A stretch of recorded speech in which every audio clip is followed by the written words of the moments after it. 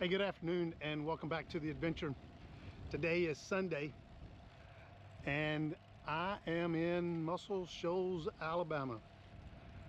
In here again visiting relatives.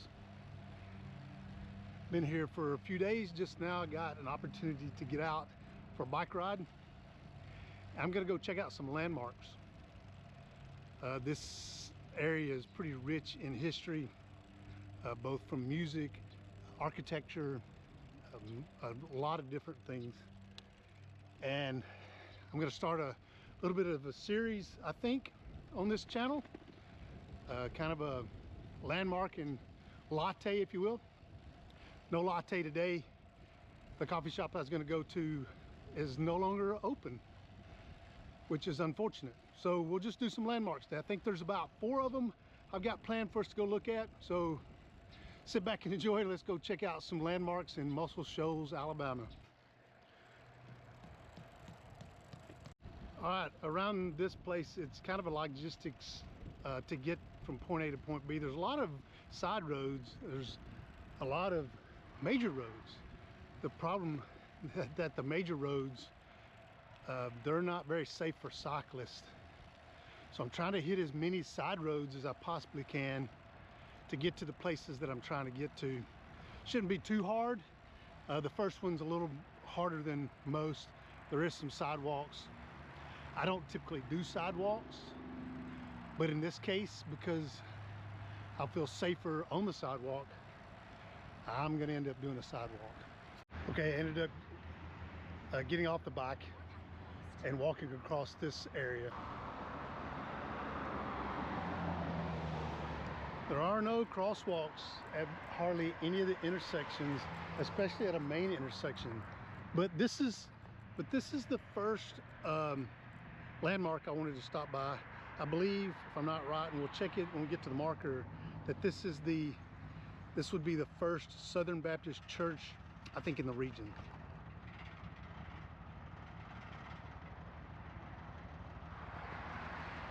So let's go check the landmark out.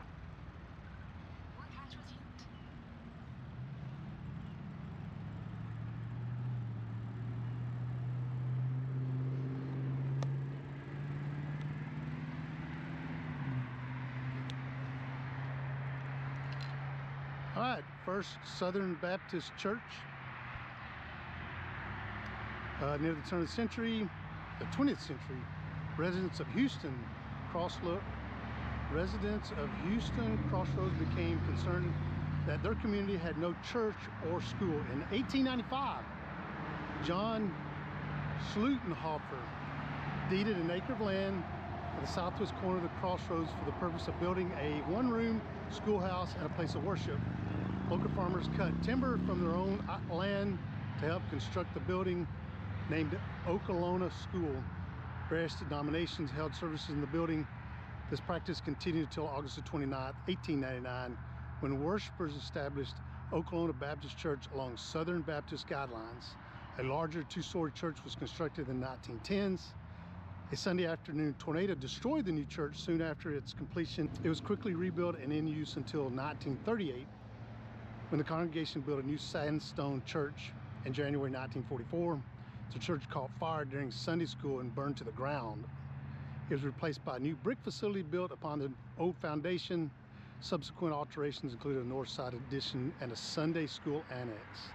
At a business meeting on November the 8th, 1978, a resolution was passed to rename the church. It incorporated under the present name with the state of Alabama on April the 8th, 2003. That's pretty cool. First Southern Baptist Church. Although if you really went through that, you would see that there's a number of different denominations that attended church here in the beginning. But I guess based on the fact that they started following the Southern Baptist guidelines, that's why they determined that this would be the first Southern Baptist church. If that's not right, hopefully somebody can correct me in the comments below.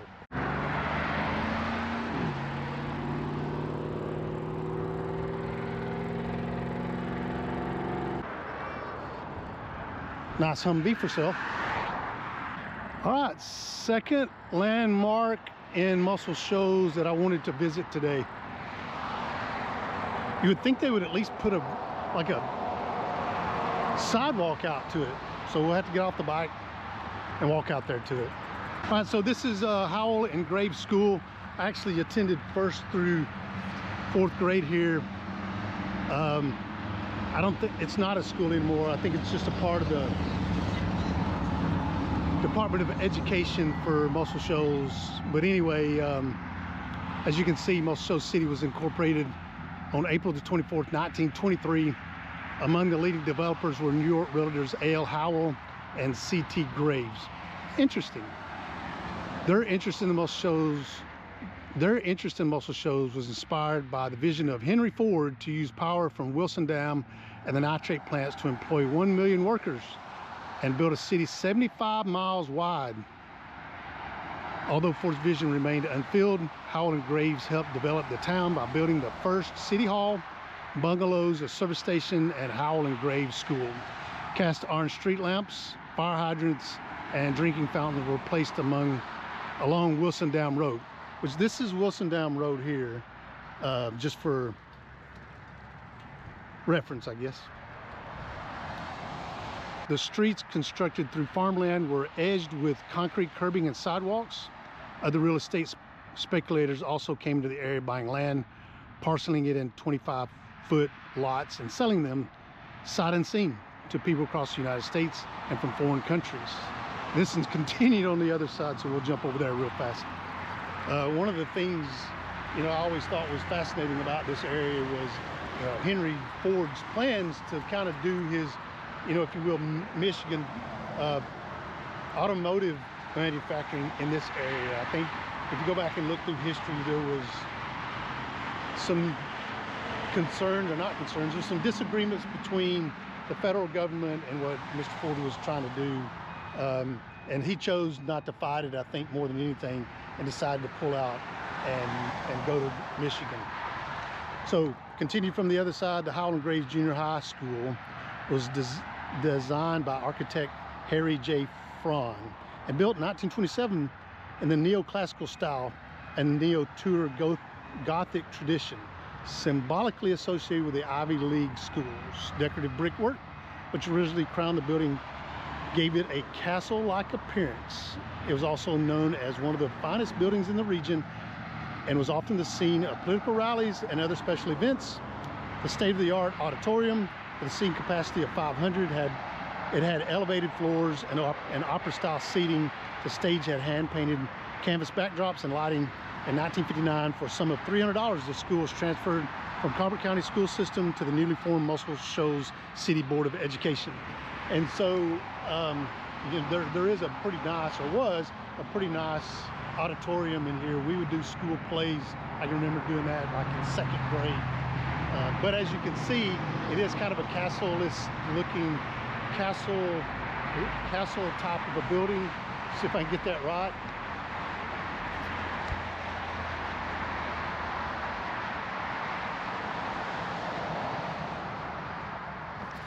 And I don't know if you can tell, but it does say Howell and Graves Junior High School up there.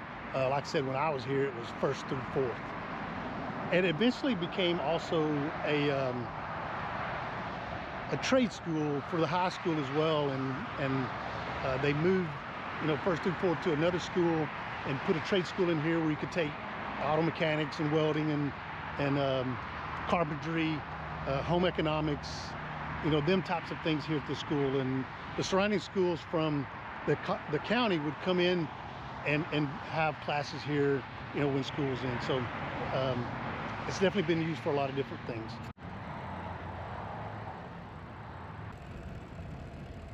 So it is mid-November here. The leaves are starting to change, but it's 70 degrees today. Very nice weather for a bike ride. Very little wind, and the temperature, the sun's out, so of course it makes it really pleasant to take a bicycle ride today. Okay, check this out. This is the way it should be. I think this is the only place, maybe up by the school, and it may be because this is closer to the school, but this is good stuff. I gotta run. I would love to be able to ride on the street here. They're so smooth. I mean, like a cycler's dream come true. But there's too many things going on around here, and people don't watch out for bicyclists. They're not used to them, and I get it. So we'll just stay on the sidewalk.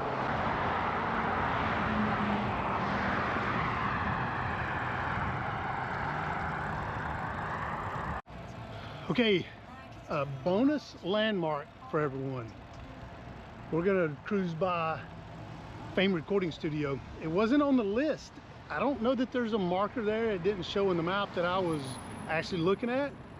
But if anything in Muscle Shoals should be a landmark, this place would be it. This is a working, active recording studio. Has been since probably the 50s. You can go look and see exactly how long it's been in existence, but I'm sure it's probably in the 50s. Really, really big in the 60s and the 70s. Like I said, it's still active. And this is where it all started, just like the building says. So you'd be surprised at who has come through the doors of this recording studio. There's a documentary out there. If you haven't watched it, I would suggest very strongly that you go check it out. I think it's called Fame, so go do that. But yeah, this the things that went on in this facility, if it could talk, I'm sure it would have great stories to tell. Okay, back on the road to landmark, we'll just say 3, because the recording studio was just a bonus. So let's call it landmark 3, on our way.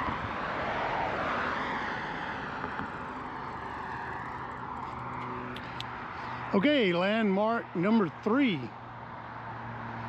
So at one time, this sign was at the entrance to the city on all pretty much major streets. I don't know that they're the hit recording capital of the world anymore, but at one time, they 100% were. Work has resumed. Okay, this is the Singing River sculpture in Muscle Shoals, Alabama. Dedicated to the many individuals whose efforts made Muscle Shoals and the Muscle Shoals area the hit recording capital of the world, and to those who continue that legacy. I'm not going to read all through that, but you can kind of see down there, there was, you know, a few recording studios at the time. Here in Muscle Shoals, there's other recording studios in the cities around, but the big 2 here, Wishbone and of course Fame. And just to kind of give you an overview, if you look in that second paragraph from the left, it talks about Percy Sledge, Aretha Franklin, the Staple Singers, Bob Seger. You know, them were just a few of the artists that come in to record here. Pretty cool looking dude. Okay, 3rd landmark down, 1 more to go before we head back to the house. The 4th landmark is one I got to go find. I think it's over in the town, the new town square. This was nothing but a big bunch of cotton fields when I was living here back in the 70s and 80s. So I think it's over here, hopefully.